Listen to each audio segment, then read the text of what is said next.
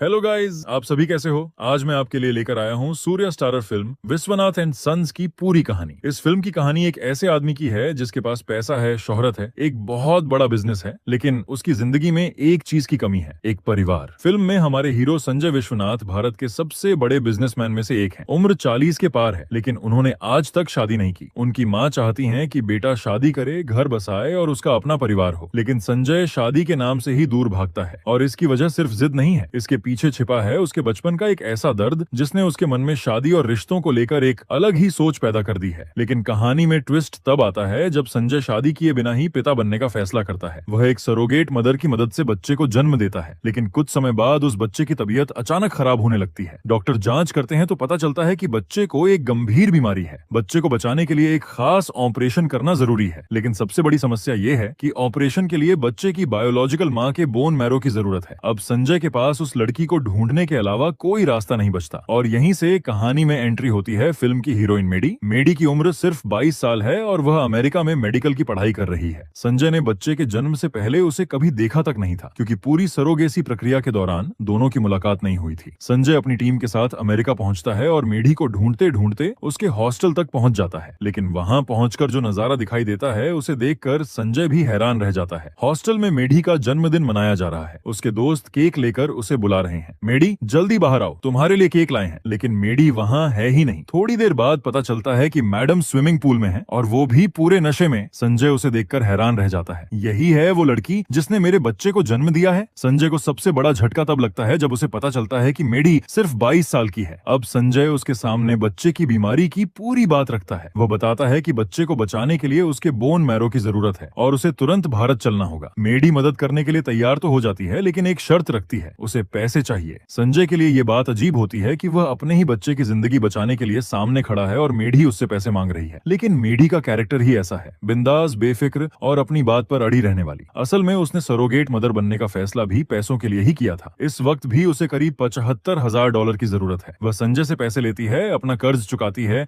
और फिर उसके साथ भारत आने के लिए तैयार हो जाती है। अब संजय को पहली बार समझ आता है कि जिस लड़की को वह सिर्फ अपने बच्चे की सरोगेट मदर समझ रहा था, वह उसकी जिंदगी में आगे चलकर कितनी बड़ी जगह बनाने वाली है। दोनों भारत के लिए रवाना होते हैं। संजय के पास अपना प्राइवेट जेट है। मेडी ये सब देखकर हैरान भी होती है और मजाक भी करती रहती है। वह रास्ते भर संजय से बातें करती रहती है, लेकिन संजय बिल्कुल शांत रहता है। उसके लिए इस वक्त सिर्फ एक चीज मायने रखती है, उसका बच्चा। भारत पहुंचने के बाद मेडी संजय के घर आती है। घर में संजय की माँ निर्मला मौजूद है। निर्मला मेडी को देखकर हैरान रह जाती है। उन्हें उम्मीद नहीं थी कि उनके पोते को जन्म देने वाली लड़की इतनी कम उम्र की होगी। मेडी हमेशा की तरह बिल्कुल बेझिझक है। वह संजय की माँ को देखकर सीधे उनका नाम लेकर हाय निर्मला, कैसी हैं आप, कह देती है। निर्मला को यह तरीका बिल्कुल पसंद नहीं आता। ऊपर से जब उन्हें पता चलता है कि मेडी बच्चे को बोन मैरो देने के लिए भी पैसे की शर्त रख रही है, तो उनका गुस्सा और बढ़ जाता है। उन्हें लगता है कि ये लड़की सिर्फ पैसों के लिए उनके परिवार में आई है, लेकिन मेडी इस बात को दिल पर नहीं लेती। संजय भी उसे समझाता है कि जब तक बच्चे का इलाज पूरा नहीं हो जाता, वह इस घर में रह सकती है और इस घर को अपना घर समझ सकती है। संजय का घर भी किसी महल से कम नहीं है। मेडी के लिए अलग कमरा तैयार किया जाता है, लेकिन उसी रात कहानी में एक छोटा सा इमोशनल मोमेंट आता है। बच्चे के रोने की आवाज सुनकर मेडी अपने कमरे से बाहर आती है। नीचे निर्मला बच्चे को चुप कराने की कोशिश कर रही होती है। मेडी को देखते ही निर्मला कहती हैं, आओ इसे देख लो। मेडी बच्चे के पास जाती है और उसे प्यार से पुकारती है। कुछ ही देर में बच्चा रोना बंद कर देता है। ये देखकर निर्मला भी हैरान रह जाती है। वह मेडी से कहती हैं कि इतने समय से बच्चा रो रहा था, लेकिन तुम्हें देखते ही चुप हो गया। शायद उसे पता है कि तुम उसकी माँ हो। इसके बाद निर्मला मेडी से उसके बारे में पूछती है, इतनी कम उम्र में उसने सरोगेट मदर बनने का फैसला क्यों किया। तब मेडी अपनी जिंदगी की कहानी बताती है। उसके माता पिता दोनों अमेरिका में डॉक्टर थे, लेकिन जब मेडी सिर्फ 6 साल की थी तभी एक हादसे में दोनों की मौत हो गई। माता पिता के जाने के बाद उसकी परवरिश अनाथालय में हुई। अपनी पढ़ाई और बाकी खर्चों की जिम्मेदारी भी उसे खुद उठानी पड़ी। उसके माता पिता चाहते थे कि मेडी भी डॉक्टर बने, इसलिए उसने मेडिकल की पढ़ाई शुरू की और साथ साथ पार्ट टाइम काम भी करने लगी। लेकिन पढ़ाई का खर्च बहुत ज्यादा था। तभी उसे संजय के बच्चे के लिए सरोगेट मदर बनने का ऑफर मिला। उसे इसके बदले $50,000 मिलने वाले थे। मेडी ने अपने सपने को पूरा करने के लिए ये फैसला लिया और इसी तरह वह संजय के बच्चे की सरोगेट मदर बनी। मेडी अपनी दुख भरी कहानी भी इतने हल्के फुल्के अंदाज में बताती है कि निर्मला समझ जाती है कि ये लड़की ऊपर से कितनी भी चंचल क्यों ना हो, लेकिन दिल से बहुत अच्छी है। मेडी के जाने के बाद निर्मला बच्चे से कहती है, तुम्हारी माँ बुरी नहीं है, वो बहुत अच्छी लड़की है। धीरे धीरे मेडी उस घर में घुलने मिलने लगती है। वह घर के स्टाफ से भी दोस्ती कर लेती है और अपनी मजाकिया बातों से पूरे घर का माहौल बदल देती है। लेकिन बच्चे के ऑपरेशन में अभी करीब 1 महीना बाकी है। इतने दिनों तक घर में बंद रहना मेडी को बिल्कुल पसंद नहीं आता। वह संजय से कहती है कि उसे भी कहीं बाहर जाना है। संजय साफ साफ कहता है कि उसके पास ऑफिस का काम है और वह उसे कहीं घुमाने नहीं ले जा सकता। मेडी तुरंत कहती है, तो मैं आपके साथ ऑफिस चलती हूँ, और अगले ही दिन वह संजय के साथ ऑफिस पहुंच जाती है। ऑफिस में भी मेडी हर किसी से दोस्ती कर लेती है। लोगों को उसका मजाकिया और खुला हुआ अंदाज पसंद आने लगता है। लेकिन संजय बिल्कुल उल्टा है। वह ऑफिस में एकदम सख्त और अनुशासन वाला बॉस है। मेडी उसे देखकर बार बार चिढ़ाती है कि आप हमेशा इतने सीरियस क्यों रहते हैं, मैंने आपको कभी हंसते हुए देखा ही नहीं। संजय उसकी बातों को नजरअंदाज करता रहता है। इसी दौरान ऑफिस में एक ऐसा आदमी आता है जो पिछले करीब 30 सालों से संजय की कंपनी में ड्राइवर के तौर पर काम कर रहा है। उसका नाम है मुथु कुमार। मुथु कुमार संजय से मिलना चाहता है, लेकिन संजय उसे लगातार नजरअंदाज कर रहा है। मेडी ये सब नोटिस कर लेती है। वह संजय से कहती है, आपके पास सिर्फ 5 मिनट हैं। इतने सालों से आपके लिए काम करने वाला आदमी आपसे मिलना चाहता है, कम से कम उसकी बात तो सुन लीजिए। लेकिन संजय उसे भी सख्ती से जवाब देता है कि किससे मिलना है और किससे नहीं, ये फैसला वह खुद करेगा। इसके बाद संजय एक टीवी चैनल के लाइव इंटरव्यू के लिए निकल जाता है। मेडी भी उसके साथ चली जाती है। इंटरव्यू के दौरान एक लड़का वीडियो कॉल पर संजय से जुड़ता है। वह बताता है कि संजय की मदद की वजह से आज वह विदेश में एक बड़ी कंपनी में काम कर रहा है। वह संजय से कहता है कि अगर कभी अमेरिका आए तो जरूर उससे मिलें, क्योंकि वह उन्हें पूरा अमेरिका घुमाना चाहता है। संजय उस लड़के को पहचान नहीं पाता। वह पूछता है कि आखिर ये लड़का है कौन। तभी पता चलता है कि उसका नाम अशोक है, और अशोक कोई और नहीं बल्कि मुथु कुमार का बेटा है। ये सुनते ही अशोक थोड़ा असहज हो जाता है। संजय उसकी परेशानी समझ जाता है। फिर वह सीधे उससे पूछता है, तुम मुथु कुमार के बेटे हो? अशोक कुछ पल के लिए चुप हो जाता है। संजय समझ जाता है कि उसे अपने पिता का पेशा बताने में शर्म महसूस हो रही है, और तभी संजय की नजर मुथु कुमार पर पड़ती है, जो अब भी बाहर उससे मिलने का इंतजार कर रहा है। संजय उसे अंदर बुलाता है। फिर लाइव इंटरव्यू के दौरान ही वह मुथु कुमार के बारे में सबको बताता है। मुथु कुमार ने करीब 30 साल तक उसकी कंपनी में ईमानदारी से काम किया है। उसने कभी किसी के सामने हाथ फैलाकर पैसे नहीं मांगे, लेकिन जब उसके बेटे की पढ़ाई का सवाल आया तब पहली बार उसने संजय से पैसे मांगे। संजय ने उसकी मदद की और उसी पैसे से अशोक की पढ़ाई पूरी हुई। आज वही अशोक विदेश में एक अच्छी जिंदगी जी रहा है। लेकिन मुथु कुमार आज भी संजय के पीछे इसलिए घूम रहा था क्योंकि उसने अपने बेटे की पढ़ाई के लिए जो पैसे उधार लिए थे वह कर्ज वापस करना चाहता था। संजय उसे लगातार नजरअंदाज करता रहा था, लेकिन अब उसे मुथु कुमार की ईमानदारी समझ आती है। वह उसके हाथ में पैसे वापस रखते हुए कहता है कि ये कर्ज चुकाने की जरूरत नहीं है। उसने अशोक की मदद किसी एहसान के लिए नहीं की थी, उसके लिए ये सिर्फ एक इंसान का फर्ज था। संजय की ये बात मेडी लाइव टीवी पर देख रही होती है। जिस आदमी को वह अब तक सिर्फ एक सख्त और घमंडी बिजनेसमैन समझ रही थी, उसके अंदर की अच्छाई उसे पहली बार दिखाई देती है, और ये मेडी के दिल में संजय के लिए इज्जत और बढ़ने लगती है। लेकिन कहानी अभी सिर्फ शुरू हुई है, क्योंकि ऑपरेशन से ठीक एक दिन पहले संजय मेडी को एक बड़े होटल में डिनर के लिए लेकर जाता है, और वहाँ कुछ ऐसा होता है जिससे मेडी को संजय का एक और रूप देखने को मिलता है, जो उसके दिल के और करीब पहुंच जाता है। यही से दोनों के रिश्ते में एक नया मोड़ आने वाला है। होटल में डिनर के दौरान मेडी और होटल मालिक के बेटे के बीच किसी बात को लेकर बहस हो जाती है। बात इतनी बढ़ जाती है कि वह लड़का मेडी के साथ बदतमीजी करने लगता है। संजय को जैसे ही ये बात पता चलती है, उसका गुस्सा 7वें आसमान पर पहुंच जाता है। वह उसी होटल में उस लड़के को सबक सिखाता है और साफ कर देता है कि मेडी के साथ दोबारा ऐसी हरकत करने की कोशिश भी मत करना। लेकिन संजय यही नहीं रुकता। गुस्से में वह उस होटल को ही खरीदने का फैसला कर लेता है। मेडी ये सब देखकर हैरान रह जाती है। वह संजय से कहती है कि इस पूरे मामले में थोड़ी गलती उसकी भी थी, लेकिन संजय का जवाब उसे अंदर तक छू जाता है। वह कहता है कि गलती चाहे तुम्हारी हो या किसी और की, जब तक तुम इस घर में हो तुम्हारी जिम्मेदारी मेरी है। मेडी को बचपन से ही किसी अपने का सहारा नहीं मिला था, इसलिए संजय की ये छोटी सी बात उसके दिल में बहुत गहरी जगह बना लेती है। धीरे धीरे उसे संजय से प्यार होने लगता है, लेकिन संजय अभी भी अपने दिल की बात समझने या स्वीकार करने के लिए तैयार नहीं है। कुछ समय बाद बच्चे का ऑपरेशन होता है। ऑपरेशन के लिए मेडी का बोन मैरो लिया जाता है और आखिरकार ऑपरेशन सफल हो जाता है। बच्चा खतरे से बाहर आ जाता है। हॉस्पिटल में मेडी बच्चे के साथ काफी समय बिताने लगती है। संजय ये सब देखता रहता है, लेकिन उसे बार बार याद दिलाता है कि ऑपरेशन खत्म हो चुका है और अब मेडी को वापस अपनी पढ़ाई के लिए अमेरिका जाना होगा। कुछ दिनों बाद दोनों घर लौट आते हैं। अब मेडी के वापस जाने का समय आ चुका है। संजय उसके लिए फ्लाइट की टिकट भी बुक कर देता है। मेडी अंदर ही अंदर काफी दुखी है। एक तरफ वह संजय के करीब आ चुकी है, दूसरी तरफ उसे लग रहा है कि अब सब कुछ खत्म होने वाला है। इसी दौरान मेडी संजय की मां निर्मला से एक बड़ी बात कह देती है। वह कहती है कि वह अपनी पढ़ाई छोड़कर यहीं रहना चाहती है। वह इस घर की बहू बनकर संजय और अपने बच्चे के साथ रहना चाहती है। निर्मला ये सुनकर बेहद खुश हो जाती हैं। उन्हें तो पहले से ही यही उम्मीद थी कि किसी तरह उनका बेटा मेडी को अपना ले। वह तुरंत संजय से बात करती हैं। निर्मला संजय से कहती हैं कि मेडी तुमसे प्यार करती है और तुम्हें उससे शादी कर लेनी चाहिए। संजय मेडी की तरफ देखता है और बिना कुछ कहे उसे अपने साथ ड्राइव पर चलने के लिए कहता है, लेकिन ये ड्राइव कोई रोमांटिक ड्राइव नहीं होती। संजय मेडी को साफ साफ बता देता है कि वह शादी नहीं करेगा। वह मेडी को समझाता है कि उसका यहाँ आने का मकसद बच्चे की मदद करना था और अब वह काम पूरा हो चुका है। मेडी पूछती है कि आखिर वह शादी से इतना दूर क्यों भागता है। तब संजय पहली बार अपने बचपन का राज बताता है। संजय के पिता विष्णुनाथ भी एक बहुत बड़े बिजनेसमैन थे, लेकिन उनका किसी दूसरी महिला के साथ अफेयर था। उस महिला का नाम था अंजलि, जो एक अभिनेत्री थी। जब संजय की माँ को इस रिश्ते के बारे में पता चला तो परिवार में बहुत बड़ा विवाद हुआ, लेकिन संजय के पिता ने अंजलि से दूसरी शादी कर ली। उन्होंने संजय को समझाने की कोशिश की कि उनकी माँ के लिए उनके दिल में जो प्यार था वह खत्म हो चुका है और अब उन्हें अंजलि से प्यार हो गया है। छोटे संजय के लिए ये बात समझना मुश्किल था। उसके लिए प्यार का मतलब था जिंदगी भर साथ रहना। वह अपने पिता से कहता है कि चाहे वह कितना भी बड़ा क्यों ना हो जाए, वह कभी ऐसा काम नहीं करेगा। वह अपनी पत्नी को कभी नहीं छोड़ेगा। यही वजह है कि संजय ने बचपन में ही शादी न करने का फैसला कर लिया था। उसे डर था कि कहीं उसके पिता की तरह उसके रिश्ते में भी कभी बदलाव न आ जाए। मेडी उसकी पूरी कहानी सुनने के बाद भी हार नहीं मानती, लेकिन संजय अपने फैसले पर कायम रहता है। वह मेडी को लेकर एयरपोर्ट पहुंचता है, उसका सामान उतारता है और बस इतना कहता है, अपनी पढ़ाई पूरी करो और एक अच्छी डॉक्टर बनो। मेडी को समझ आ जाता है कि संजय ने अपना फैसला कर लिया है। वह अमेरिका वापस चली जाती है। घर पहुंचने के बाद निर्मला संजय से पूछती है, मेडी कहाँ है? संजय बस इतना कहता है कि वह वापस चली गई। अगली सुबह संजय के घर के बाहर अचानक भारी भीड़ जमा हो जाती है। मीडिया, प्रेस और आसपास के लोग सब वहां मौजूद हैं। संजय ऊपर से नीचे देखता है तो उसके होश उड़ जाते हैं। घर के बाहर मेडी खड़ी है, लेकिन इस बार वह अकेली नहीं आई। वह संजय के खिलाफ प्रदर्शन कर रही है। मेडी का कहना है कि उसने जिस बच्चे को जन्म दिया है वह बच्चा उसके साथ रहना चाहिए। उसका आरोप है कि संजय एक बहुत बड़ा बिजनेसमैन जरूर है, लेकिन उसे बच्चे की परवरिश करना बिल्कुल नहीं आता। अब मामला इतना बढ़ जाता है कि दोनों को कोर्ट जाना पड़ता है। जज दोनों को अपने चैम्बर में बुलाते हैं और कहते हैं कि अगर ये मामला ऐसे ही चलता रहा तो काफी लंबा खींच सकता है, इसलिए बेहतर होगा कि दोनों आपस में कोई समाधान निकालें। लेकिन मेडी संजय पर भरोसा करने को तैयार नहीं है। उसका कहना है कि संजय हर वक्त बिजनेस में व्यस्त रहता है, उसे अपने बच्चे की जरूरतों का भी ठीक से पता नहीं है, इसलिए बच्चे को उसके पास रहना चाहिए। तभी संजय एक चुनौती रखता है। वह कहता है कि अगर मेडी को लगता है कि वह एक सिंगल पेरेंट के तौर पर अपने बच्चे को नहीं संभाल सकता, तो वह उसे साबित करके दिखाएगा कि वह अपने बच्चे की परवरिश करने में पूरी तरह सक्षम है। मेडी भी उसकी चुनौती स्वीकार कर लेती है, लेकिन उसकी एक शर्त है। जब तक संजय ये साबित नहीं कर देता कि वह बच्चे को अकेले संभाल सकता है,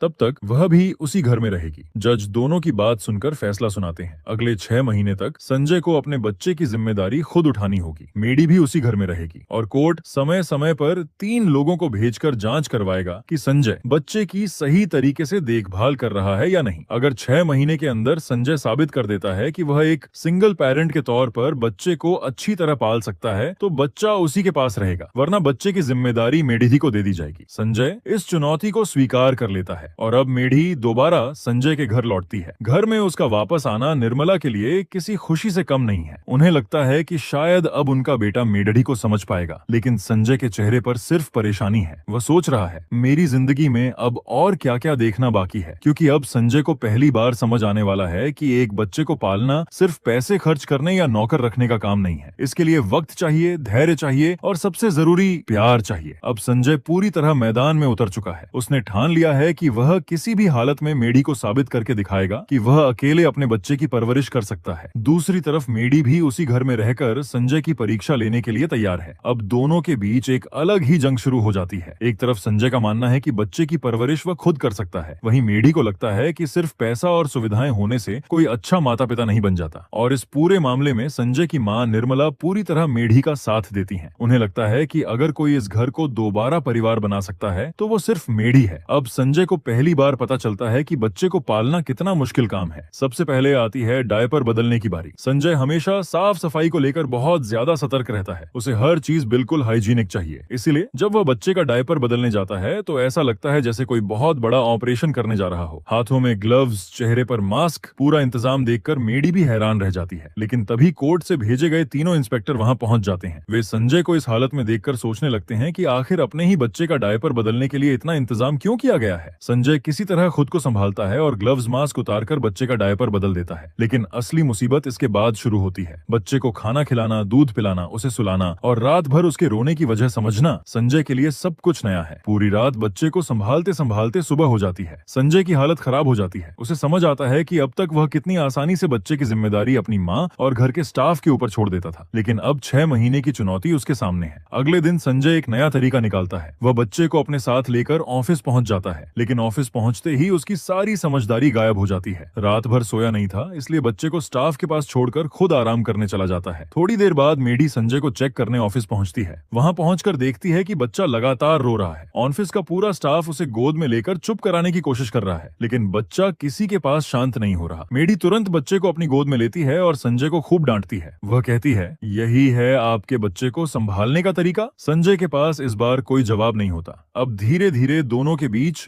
बच्चे को लेकर रोज नई नोकझोंक होने लगती है। कौन बच्चे को खाना खिलाएगा, कौन उसे सुलाएगा, कौन उसके साथ रहेगा। हर छोटी बात पर संजय और मेढी एक दूसरे से भिड़ जाते हैं, लेकिन इस नोकझोंक के बीच दोनों के बीच एक अनकहा रिश्ता भी मजबूत होता जा रहा है। इसी दौरान कहानी में संजय के अतीत का एक और किरदार वापस आता है। संजय के पिता विष्णुनाथ ने दूसरी शादी जिस अभिनेत्री अंजलि से की थी, वह उनके घर आती है। अंजलि को देखते ही संजय का चेहरा बदल जाता है। उसके बचपन का दर्द फिर से सामने आ जाता है। वह उनसे दूरी बनाए रखता है, लेकिन निर्मला ने अपने पति की दूसरी पत्नी को कभी परिवार से अलग नहीं माना। उनके मन में पुरानी बातों का गुस्सा जरूर रहा, लेकिन वह अंजलि और उनकी बेटी मेघना को परिवार का हिस्सा मानती हैं। अंजलि के आने की वजह भी खास है। उनकी बेटी मेघना की शादी अगले महीने होने वाली है। अंजलि चाहती हैं कि संजय अपनी बहन की शादी में भाई बनकर आगे आए और शादी की सारी जिम्मेदारी संभाले। निर्मला भी संजय से यही कहती है, लेकिन संजय साफ मना कर देता है। वह कहता है कि माँ, आप मेघना के लिए जो करना चाहती हैं खुशी से कीजिए, लेकिन मुझे इस मामले में मत बुलाइए। वह आज भी अपने पिता और अंजलि के परिवार से दूरी बनाकर रखना चाहता है, लेकिन उधर घर में संजय और मेढी की जंग जारी है। एक दिन कोर्ट से वही 3 इंस्पेक्टर अचानक घर में निरीक्षण करने पहुंच जाते हैं। उस समय मेढी बच्चे को खाना खिला रही होती है। संजय उन्हें आते हुए देख लेता है। वह तुरंत मेढी को बहाने से दूसरे कमरे में भेज देता है। वह कहता है कि बच्चे के लिए एक खिलौना लेकर आया हूँ, वो दूसरे कमरे में रखा है, तुम जाकर ले आओ। मेढी जैसे ही कमरे में जाती है, संजय बच्चे के पास बैठ जाता है और ऐसे खाना खिलाने लगता है जैसे काफी देर से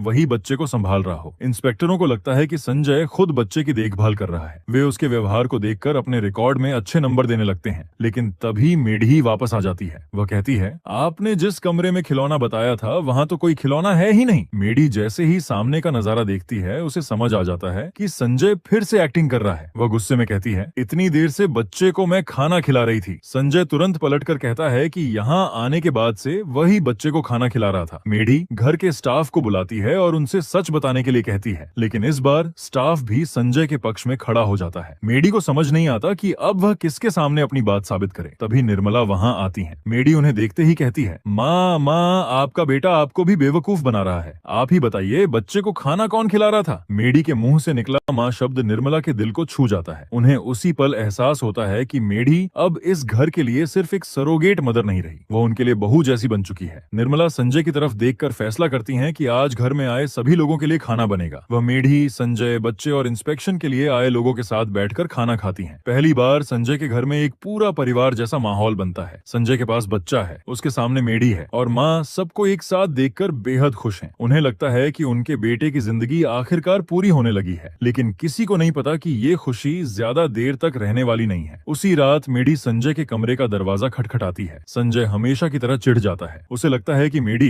फिर से उसे परेशान करने आई है। वह कहता है, अब क्या चाहिए, बड़ी मुश्किल से बच्चा सोया है। लेकिन मेढी इस बार कुछ नहीं कहती। उसकी आंखों में आंसू हैं। वह सिर्फ संजय से कहती है, मेरे साथ चलिए। संजय उसके पीछे पीछे निर्मला के कमरे में जाता है और कमरे के अंदर जो नजारा उसका इंतजार कर रहा होता है, उसे देखकर संजय के पैरों तले जमीन खिसक जाती है। निर्मला बिस्तर पर बिल्कुल शांत पड़ी है। उनकी कोई प्रतिक्रिया नहीं है। संजय को कुछ समझ नहीं आता। वह अपनी माँ को पुकारता है, लेकिन इस बार उसकी माँ उसे जवाब नहीं देती। निर्मला की मौत हो चुकी है। संजय के लिए यह सदमा बहुत बड़ा है। जिस माँ ने पूरी जिंदगी उसके साथ बिताई, जो आखिरी वक्त तक उसके लिए चिंतित थी, वही माँ अब उसके सामने नहीं है। अंतिम संस्कार के बाद घर में हर तरफ सन्नाटा छा जाता है। संजय की जिंदगी में पहली बार ऐसा खालीपन आता है जिसे पैसा भी नहीं भर सकता। हर रात वह अपनी माँ के कमरे के बाहर रुकता था। उनके सोने के बाद ही खुद सोने जाता था, लेकिन अब जब वह उसी कमरे में जाता है तो बिस्तर खाली होता है। संजय धीरे धीरे उस बिस्तर के पास जाता है। वहां रखी टेबल पर उसे ढेर सारी दवाइयां दिखाई देती हैं। साथ में कई चॉकलेट भी रखी होती हैं और वहीं उसकी माँ का फोन भी पड़ा होता है। संजय फोन उठाकर देखता है। कॉल हिस्ट्री खोलते ही उसके होश उड़ जाते हैं। उसकी माँ ने आखिरी दिनों में बार बार उसी को फोन किया था, लेकिन संजय ने एक भी कॉल नहीं उठाई थी। वह हमेशा की तरह बिजनेस और काम में व्यस्त था। उस पल उसे एहसास होता है कि जिस माँ ने पूरी जिंदगी उसके लिए इंतजार किया, उसी माँ के आखिरी फोन का जवाब देने के लिए भी उसके पास वक्त नहीं था। संजय अपनी माँ के नंबर पर वापस कॉल करता है। फोन बजता रहता है, लेकिन दूसरी तरफ से कोई जवाब नहीं आता। संजय फोन को सीने से लगाकर फूट फूट कर रोने लगता है। वह अपनी माँ से माफी मांगता है, लेकिन अब बहुत देर हो चुकी है। उसकी माँ वापस नहीं आ सकती। हालांकि निर्मला अपनी जिंदगी से एक संतोष लेकर गई थी। उन्हें लग चुका था कि उनके बेटे की जिंदगी में अब मेढी और उसका बच्चा आ चुके हैं। उन्हें लगा था कि अब संजय अकेला नहीं रहेगा और शायद इसी सुकून के साथ उन्होंने इस दुनिया को अलविदा कहा। अब संजय की जिंदगी पूरी तरह बदल चुकी है। माँ चली गई है, घर सूना हो गया है, लेकिन इसी बीच एक और जिम्मेदारी उसका इंतजार कर रही है, उसकी बहन मेघना की शादी। और इस शादी के बहाने संजय को करीब 30 साल बाद उस घर में वापस जाना है जहाँ से उसने अपने बचपन की सबसे कड़वी यादें जुड़ी हुई हैं। अब कहानी सिर्फ संजय और मेढी की नहीं रहेगी। रहेगी, बल्कि संजय को अपने उस परिवार का भी सामना करना पड़ेगा जिससे उसने इतने सालों से दूरी बना रखी थी। निर्मला के जाने के बाद संजय की जिंदगी जैसे पूरी तरह बदल जाती है। जिस घर में हर वक्त उनकी माँ की आवाज सुनाई देती थी, अब वहीं चारों तरफ सन्नाटा है। लेकिन इसी बीच संजय को अपनी माँ की कही एक बात बार बार याद आती है। निर्मला चाहती थी कि मेघना की शादी हर हाल में अच्छे से हो। उनके लिए ये सिर्फ एक शादी नहीं थी, बल्कि कई सालों से बिखरे हुए परिवार को दोबारा जोड़ने का एक मौका था। इसलिए जब संजय की सौतेली माँ अंजलि शादी टालने की बात करती हैं, तब संजय अपनी माँ की आखिरी इच्छा को याद करके फैसला करता है कि शादी उसी तय तारीख पर होगी। वह अंजलि से कहता है कि माँ हमेशा चाहती थी कि परिवार के बीच की दूरी खत्म हो, इसलिए मेघना की शादी जिस तारीख को तय हुई है उसी तारीख को होगी और वह खुद अपनी बहन की शादी में आगे खड़ा होकर सारी जिम्मेदारी निभाएगा। इसके बाद संजय अपनी टीम, मेढ़ी और बच्चे के साथ ऊटी के उसी पुराने घर में पहुंचता है जहां उसके पिता ने परिवार के लिए एक बड़ा घर बनवाया था। यही वो घर है जहां संजय का बचपन बीता था। लेकिन करीब 30 साल से संजय ने इस घर की तरफ पलटकर भी नहीं देखा था, क्योंकि इसी घर से उसके बचपन की सबसे कड़वी यादें जुड़ी हुई थीं। घर में कदम रखते ही संजय अपने पुराने कमरे में जाता है। कमरे के अंदर उसके बचपन की कई चीजें अब भी संभाल कर रखी हुई हैं। उसकी पुरानी कारों का कलेक्शन देखकर संजय के चेहरे पर पहली बार बचपन जैसी खुशी दिखाई देती है। वह एक एक करके उन चीजों को देखने लगता है, लेकिन तभी मेढ़ी उसे चिढ़ाते हुए याद दिलाती है कि यहाँ घूमने नहीं आए हो, काम करने आए हो। अब शादी की तैयारियां शुरू हो जाती हैं। घर में मेहमान आने लगते हैं, हर तरफ सजावट और चहल पहल शुरू हो जाती है। लेकिन इसी बीच एक नया झगड़ा खड़ा हो जाता है। वहाँ का एक लोकल पॉलिटिशियन मेघना की शादी के लिए बने मंडप को अपने इस्तेमाल में लेना चाहता है। असल में अगले दिन उसका जन्मदिन है और वह चाहता है कि उसकी पार्टी उसी मंडप में हो। वह अंजलि और मेघना के परिवार पर दबाव डालता है कि मंडप उसे दे दिया जाए। अंजलि साफ मना कर देती हैं। वह कहती हैं कि इस जगह पर पहले से शादी की तैयारी हो चुकी है, इसलिए मंडप किसी भी हालत में नहीं दिया जाएगा। लेकिन वह नेता अपनी ताकत दिखाने लगता है। तभी संजय वहां पहुंचता है। वह सीधे अपने राजनीतिक संपर्कों का इस्तेमाल करता है और उस नेता की सारी अकड़ कुछ ही देर में खत्म हो जाती है। संजय उसे वहां से जाने के लिए मजबूर कर देता है, लेकिन जाते जाते वह संजय की सौतेली माँ अंजलि के बारे में बेहद आपत्तिजनक बातें बोल देता है। उसकी बातों से साफ पता चलता है कि समाज आज भी अंजलि को सम्मान की नजर से नहीं देखता और यही बात संजय को अंदर से गुस्से से भर देती है। उधर एक और बड़ी समस्या सामने आती है। मेघना की शादी जिस परिवार में होने वाली है, वहाँ के बड़े बुजुर्गों को पता चल जाता है कि मेघना की माँ अंजलि संजय के पिता की दूसरी पत्नी थी। मंडप में आने वाले दूल्हे के परिवार का बड़ा सदस्य इस रिश्ते को लेकर आपत्ति जताता है। वह कहता है कि इतने विवादित परिवार में रिश्ता नहीं किया जा सकता। वह शादी रोकने की कोशिश करने लगता है। ये बात जब मेघना को पता चलती है तो वह पूरी तरह टूट जाती है। उसे लगता है कि बचपन से लेकर आज तक समाज ने उसकी माँ को कभी सम्मान नहीं दिया और अब उसकी शादी के मौके पर भी वही सब दोहराया जा रहा है। वह गुस्से और दुख में कहती है कि उसे ये शादी ही नहीं करनी। लेकिन तभी संजय उसके पास आता है। वह अपनी बहन से कहता है, तुम चिंता मत करो, इस शादी को मैं अपने सामने खड़ा होकर करवाऊंगा। किसी को तुम्हें या तुम्हारी माँ को नीचा दिखाने का हक नहीं है। लेकिन मेघना संजय की इस अचानक दिखाई दे रही चिंता से नाराज हो जाती है। वह उससे कहती है कि आज अचानक भाई बनने का नाटक मत करो। वह बचपन से संजय को देखती आई है। जब उनके पिता उनके घर आते थे तो मेघना को लगता था कि पिता उसके और उसकी माँ के साथ समय बिताएंगे, लेकिन उनके पिता का ज्यादा वक्त संजय के साथ गुजरता था और जब वह वापस जाते थे तो मेघना की माँ को समाज के ताने सुनने पड़ते थे। इसी वजह से मेघना के मन में भी संजय के लिए बचपन से ही गुस्सा था। संजय उसकी सारी बातें चुपचाप सुनता है। फिर वह फैसला करता है कि अब वह सिर्फ मेघना की शादी नहीं करवाएगा, बल्कि उन सभी लोगों को जवाब देगा जिन्होंने इतने सालों तक उसके परिवार को नीचा दिखाया। सबसे पहले वह उसी लोकल पॉलिटिशियन के पास पहुंचता है। वह उसे सबके सामने कड़ा सबक सिखाता है और साफ कहता है, इस परिवार के बारे में आज के बाद किसी ने कुछ गलत कहा तो याद रखना, मैं इसी घर का बेटा हूँ। अब संजय का अगला काम है अपने सौतेले परिवार को उनके पुराने रिश्तेदारों से मिलाना। अंजलि के माता पिता करीब 30 साल से अपनी बेटी से नाराज हैं। उनका मानना था कि अंजलि ने एक शादीशुदा बिजनेसमैन के साथ रिश्ता बनाकर बहुत बड़ी गलती की थी। इसी वजह से उन्होंने अपनी बेटी से सारे रिश्ते तोड़ लिए थे। संजय उनके घर पहुंचता है। वह उन्हें मेघना की शादी का कार्ड देता है। वह कहता है, करीब 30 साल हो गए हैं आपने अपनी बेटी को नहीं देखा। कल आपकी नातिन की शादी है, कम से कम उसके सिर पर हाथ रखने के लिए तो आ जाइए। वह दोनों को समझाता है कि वक्त के साथ गुस्सा और नाराजगी कमजोर पड़ जाती है। आज उम्र के इस पड़ाव पर पुरानी बातों को पकड़े रहने से किसी का फायदा नहीं होगा। संजय अपनी माँ की कही बात भी याद दिलाता है कि परिवार में कितनी भी लड़ाई क्यों ना हो, समय के साथ रिश्ते फिर जुड़ सकते हैं। उसकी बातें सुनकर दोनों आखिरकार शादी में आने के लिए तैयार हो जाते हैं। इसके बाद संजय उस परिवार के पास जाता है जो मेघना की शादी रोकने की कोशिश कर रहा था। वह नासिर के सामने बैठकर उसे समझाता है कि किसी बच्चे को उसके माता पिता के पुराने फैसलों की सजा नहीं मिलनी चाहिए। मेघना ने किसी का क्या बिगाड़ा है? अगर दो लोगों के रिश्ते को लेकर समाज ने इतने साल तक बातें बनाई हैं, तो उसका बोझ मेघना की जिंदगी पर क्यों डाला जाए? संजय की बातें सुनकर आखिरकार नासिर भी समझ जाता है कि वह गलत कर रहा था। धीरे धीरे संजय उन सभी रिश्तों को एक साथ जोड़ देता है जो सालों से बिखरे हुए थे और आखिरकार मेघना की शादी धूमधाम से हो जाती है। जिस परिवार में सालों से सिर्फ गुस्सा और दूरी थी, वहाँ एक बार फिर खुशी लौट आती है। शादी खत्म होने के बाद रात में मेढी और संजय अकेले बैठकर बात कर रहे होते हैं। मेढी चाहती है कि अब संजय अपनी जिंदगी के बारे में भी सोचे, लेकिन संजय अभी भी शादी के लिए तैयार नहीं है। तभी अंजलि वहाँ आती है। वह संजय से कहती है कि उसे अब समझ आ गया है कि संजय ने शादी से दूरी क्यों बनाई। वह अपने और विष्णुनाथ के पुराने रिश्ते की वजह से संजय के मन में पैदा हुए दर्द को समझती है। अंजलि संजय से कहती है कि अगर उसकी जिंदगी बर्बाद हुई है तो कहीं न कहीं उसकी जिम्मेदार भी वही है। वह विष्णुनाथ की तरफ से भी उससे माफी मांगती है और उससे कहती है कि अब वह मेढी को अपनी जिंदगी से दूर मत करे, लेकिन संजय फिर भी अपना फैसला नहीं बदलता। मेढी उससे पूछती है, आखिर तुम मुझसे शादी क्यों नहीं करना चाहते? संजय इस बार दो साफ वजह बताता है। पहली वजह है मेढी का भविष्य। वह मेडिकल की पढ़ाई कर रही है, उसका परिवार और उसकी पढ़ाई अमेरिका में है। संजय को लगता है कि वह यहाँ उसके साथ रहकर अपने करियर को खत्म कर देगी। उसके हिसाब से मेढी का यहाँ आना उसकी जिंदगी का एक छोटा सा पड़ाव था। उसे वापस जाकर अपनी पढ़ाई पूरी करनी चाहिए और डॉक्टर बनना चाहिए। लेकिन दूसरी वजह और भी बड़ी है। उन दोनों के बीच करीब 20 साल का उम्र का अंतर है। संजय को लगता है कि ये रिश्ता आगे चलकर मॉडी के लिए परेशानी बन सकता है, इसलिए वह मेढी से कहता है, तुम वापस जाओ, अपनी पढ़ाई पूरी करो और डॉक्टर बनो। मेढी इस बार पूरी तरह टूट जाती है। उसे लगता है कि उसने इतने समय में संजय को अपने दिल से चाहा, लेकिन संजय ने उसे कभी मौका ही नहीं दिया। गुस्से में वह संजय के सामने उसका नंबर तक डिलीट कर देती है। वह कहती है कि अब वह उसकी जिंदगी में कभी वापस नहीं आएगी और वहां से चली जाती है। लेकिन ट्रेन में बैठने के बाद उसे संजय की तरफ से एक गिफ्ट मिलता है। मेढी गिफ्ट खोलती है। उसके अंदर संजय की तरफ से कुछ बातें लिखी होती हैं। वह उसे याद दिलाता है कि अपने सपनों को मत छोड़ना, अपनी पढ़ाई पूरी करना, एक अच्छी डॉक्टर बनना, अपने बच्चे से जब चाहो मिलना और सबसे जरूरी, जब तुम्हारा गुस्सा शांत हो जाए तब मुझे फोन करना। मेढी गिफ्ट को देखकर भावुक हो जाती है। वह अमेरिका वापस चली जाती है। अब उसकी जिंदगी का अगला अध्याय शुरू होता है। मेढी अमेरिका पहुंचने के बाद पूरी तरह अपनी पढ़ाई पर फोकस करती है। बीच बीच में उसे संजय की याद जरूर आती है, लेकिन वह अपने करियर के लिए अपने सारे इमोशंस को एक तरफ रख देती है। संजय ने भी उससे यही कहा था कि वह अपनी पढ़ाई पूरी करे और अपने सपने को पूरा करे। इसी तरह करीब 5 साल बीत जाते हैं। मेढी आखिरकार अपनी मेडिकल की पढ़ाई पूरी कर लेती है और डॉक्टर बन जाती है, लेकिन अपनी डिग्री लेने से पहले वह संजय को फोन करती है। 5 सालों बाद दोनों की बात होती है। पुरानी नाराजगी धीरे धीरे कम हो चुकी होती है। मेढी की डिग्री लेने की सेरेमनी में संजय भी पहुंचता है। वह दूर से ही मेढी को देखता है और उसके चेहरे पर गर्व साफ नजर आता है। दूसरी तरफ उनका बेटा भी अब काफी बड़ा हो चुका है और अच्छी तरह से बड़ा हो रहा है। यानी संजय ने जो सपना देखा था, मेढी ने आखिरकार उसे पूरा कर दिखाया। लेकिन मेढी अभी भी एक सवाल का जवाब चाहती थी। वह संजय से पूछती है, अब तो मैंने आपकी सारी बातें मान ली, अपनी पढ़ाई पूरी कर ली, डॉक्टर भी बन गई, अब बताइए क्या अब आप मुझसे शादी करेंगे? संजय फिर वही पुरानी बात सामने रख देता है। उन दोनों के बीच करीब 20 साल का उम्र का अंतर। मेढी को अब गुस्सा भी आता है और हंसी भी। वह उससे पूछती है, अगर हमारे बीच ये 20 साल का एज गैप नहीं होता तो क्या आप मुझसे प्यार करते? और इस सवाल का जवाब संजय पहले ही अपनी सिट्टी के सामने दे चुका था। उसने साफ कहा था कि अगर उम्र का ये अंतर नहीं होता तो शायद वह मेढी को अपनी जिंदगी से कभी जाने ही नहीं देता, क्योंकि सच तो ये था कि मेढी के उसकी जिंदगी में आने के बाद संजय पूरी तरह बदल चुका था। जिस इंसान की जिंदगी सिर्फ बिजनेस, पैसे और काम के इर्द गिर्द घूमती थी, उसकी जिंदगी में अब परिवार की अहमियत आ चुकी थी। जिस इंसान ने बचपन में अपने पिता की दूसरी शादी देखकर यह फैसला कर लिया था कि वह जिंदगी में कभी शादी नहीं करेगा, उसी इंसान के दिल में अब मेढी के लिए प्यार पैदा हो चुका था। लेकिन उसने इतने सालों तक उस प्यार को अपने अंदर ही दबा कर रखा। अब जब मेढी को सच्चाई पता चलती है तो वह हैरान रह जाती है। उसे समझ आता है कि संजय ने उसे कभी नफरत की वजह से दूर नहीं किया था। वह तो सिर्फ इसलिए पीछे हटता रहा क्योंकि उसे लगता था कि उसकी वजह से मेढी का भविष्य खराब नहीं होना चाहिए। लेकिन अब मेढी डॉक्टर बन चुकी है, अपना सपना पूरा कर चुकी है, उनका बच्चा भी बड़ा हो चुका है। इसलिए